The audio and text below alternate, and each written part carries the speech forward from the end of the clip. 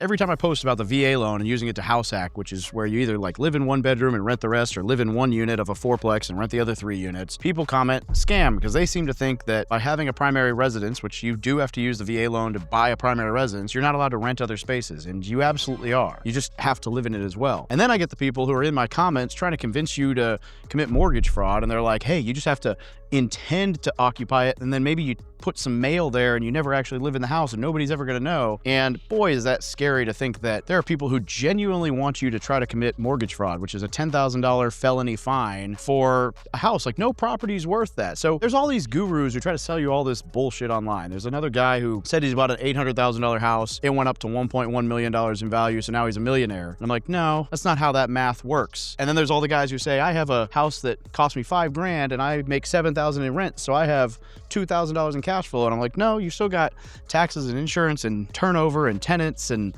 maintenance and all these other things that come into play.